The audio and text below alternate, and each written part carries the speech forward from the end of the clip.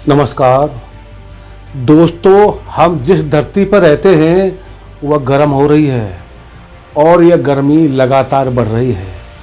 यदि यह इसी तरह बढ़ती रही तो आगामी 600 साल में धरती आग का गोला बन जाएगी। यानी इस धरती पर जनजीवन नहीं रहेगा, इंसानों की सारी तरक्की धरी की धरी रह जाएगी।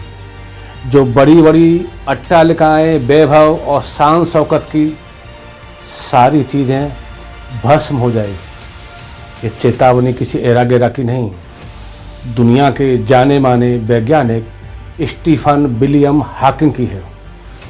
दूसरे वैज्ञानिक भी आगाह कर रहे हैं कि गर्मी के कारण हमारी गंगा, जमुना, ब्रह्मपुत्र आदि तमाम नदियों के स्रोत इससे बहुत पहले यानी इसी सदी में सूख सकते हैं।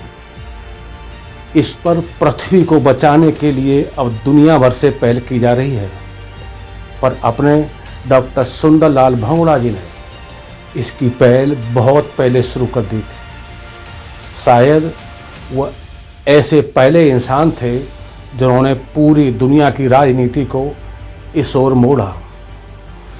उनके चिपको आंदोलन के कारण ही अपने देश में 1980 में वन संरक्षण अधिनियम बना। उन्हीं के आंदोलन के कारण केंद्रीय पर्यावरण मंत्रालय गठित किया गया। उन्हीं के आंदोलन के कारण तत्कालीन प्रधानमंत्री श्रीमती इंदिरा गांधी ने हिमालय क्षेत्र में पेड़ों के 15 साल तक काटने पर रोक लगाई। इसके बाद ही पृथ्वी को बचाने के लिए 1992 में ब्राज़ील के रियो डी जेनेरियो में 174 देशों का पहला पृथ्वी सम्मेलन हुआ। इसके बाद ही 1997 में क्योटो प्रोटोकॉल तय किया गया। इसके बाद अब भारत समेत दुनिया भर में बहुत सारे कदम उठाए जा रहे हैं। 9 जनवरी 1927 को अब के उत्तराखंड राज्य के टिहरी गढ़वाल जिले के मरोड़ा में जन्मे सुंदरलाल बहुगुणा के बारे में तब कोई सोच सकता था कि एक साधारण से परिवार में जन्मा यह बालक पूरी दुनिया के लिए नज़ीर बनेगा। पूत के पांव पालने में ही दिखने लगे थे। उन्होंने उस समय टिहरी के राजा के शोषण और अत्याचारों के खिलाफ अभियान शुरू कर दिया था, जबकि वह हाई स्कूल में पढ़ते थे। उनके पिता राजा के मातहत कोतवाल थे। उन्होंने इसकी कोई परवाह नहीं की। उन्होंने राजा के खिलाफ अखबारों खबरें छपवाईं, गांव गांव यात्राएं निकाली। उन्होंने देश की आज़ादी की लड़ाई में भी हिस्सा लिया। वह गांधी जी के संपर्क में रहे। गांधी जी की शिष्या मीराबेन की टीम की एक सदस्य बिमला ने इनसे इस शर्त पर शादी की वो राजनीति छोड़ देंगे।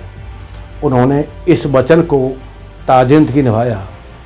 यह दावे के साथ कहा जा सकता है कि यदि सुंदरलाल बहुगुणा राजनीति में रहे होते तो भी वह इस पर अपनी अमिट छाप छोड़ते। राजनीति में नहीं रहते हुए भी उन्होंने राजनीति को प्रभावित किया। उन्होंने साबित किया जिनके भीतर कुछ कर गुजरने का जज्बा होता है वह कहीं भी मील का पत्थर बन सकते हैं। बहुगुणा जी ने यूँ तो जीवन भर सामाजिक कार्य किए, दलितों का जीवन स्तर सुधारने, उन्हें शिक्षा दिलाने से लेकर मंदिरों में उनके प्रवेश और शराबबंदी के लिए आंदोलन चलाए। लेकिन उनका चिपको आंदोलन दुनिया भर के लिए आकर्षण और सबक का केंद्र रहा। 1970 में जब वन विभाग द्वारा विकास योजनाओं के नाम पर पेड़ काटे जा रहे थे, उन्होंने ग्रामीणों की मदद से उसका विरोध किया। इसमें महिलाओं ने भी बढ़ चढ़कर हिस्सेदारी निभाई। जब वन विभाग के लोग पेड़ काटने आते तब ग्रामीण लोग पेड़ों से चिपक कर उन्हें बचाते थे। आंदोलन 1973 में चमोली जिले से तूल पकड़ने लगा। एक दशक में यह आंदोलन तकरीबन पूरे देश में फैल गया। चिपको आंदोलन के इस प्रणेता को भारत सरकार के अलावा अनेक देशों में सम्मानित किया गया। वृक्ष मित्र और पर्यावरण के गांधी के नाम से दुनिया भर में मशहूर रहे। बहुगुणा जी ने 94 साल की आयु में 21 मई 2021 को आखिरी सांस ली। उन्हें कभी भुलाया नहीं जा सकेगा। पर्यावरण को लेकर उनकी दूरगामी समझ और आंदोलन की प्रासंगिकता कभी भी खत्म नहीं हो सकती। जय हिंद, जय भारत।